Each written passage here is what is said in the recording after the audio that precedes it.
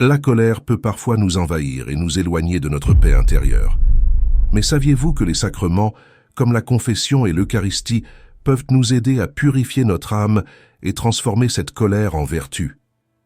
Aujourd'hui, je vais te montrer comment ces sacrements peuvent être des outils puissants pour gérer la colère et retrouver une paix spirituelle profonde. La confession, ou sacrement de réconciliation, est un moyen essentiel pour libérer notre âme des poids que nous portons, y compris la colère. C'est un moment où nous venons devant Dieu pour reconnaître nos fautes et où nous recevons sa miséricorde et son pardon. Lorsque nous confessons notre colère, nous reconnaissons qu'elle nous éloigne des vertus de patience, de douceur et de pardon. La confession nous aide à faire face à ces émotions, à demander pardon et à recevoir la grâce nécessaire pour mieux les gérer. Imagine que tu portes en toi une colère non résolue depuis longtemps. À travers la confession, tu as l'opportunité de libérer cette colère et de recevoir non seulement le pardon de Dieu, mais aussi une paix intérieure nouvelle. Un examen de conscience avant la confession nous permet de réfléchir au moment où nous avons laissé la colère dominer nos actions. C'est une pratique précieuse pour identifier les schémas de comportement que nous voulons changer. Avant ta prochaine confession, prends un moment pour te poser et réfléchir. Quelles sont les sources de ta colère? Comment as-tu réagi face à elle? Et comment veux-tu agir à l'avenir avec plus de douceur et de patience? L'Eucharistie, ce moment où nous recevons le corps et le sang du Christ, est un sacrement puissant qui nous aide à grandir en vertu. En recevant l'Eucharistie, nous entrons en communion avec le Christ, et cette communion nous donne la force de surmonter nos faiblesses, y compris la colère.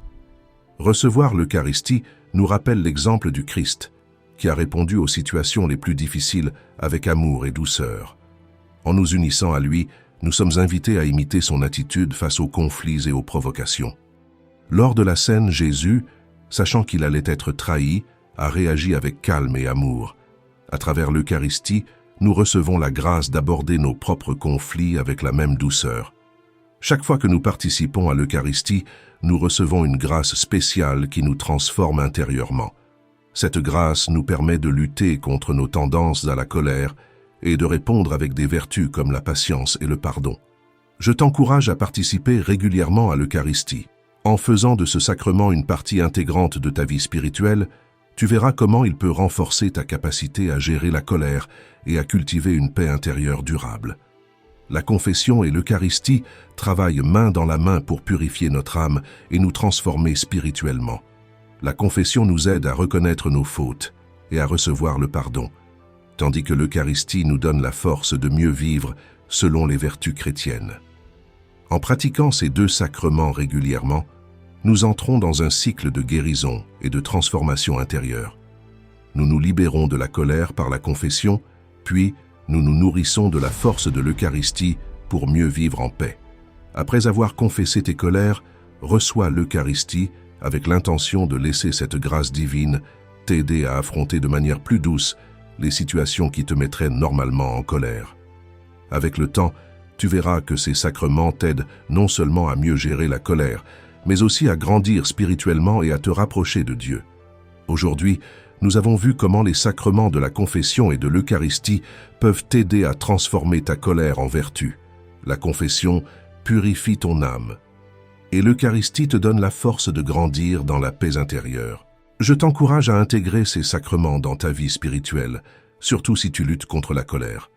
Ils sont des sources de grâce qui te guideront vers une paix plus profonde. Dans la prochaine vidéo, nous verrons comment développer les vertus de la douceur et de la patience au quotidien. Abonne-toi pour ne pas manquer cette prochaine étape. En commentaire, dis-moi, comment la confession ou l'Eucharistie t'ont-ils aidé à gérer tes émotions? J'aimerais connaître ton expérience.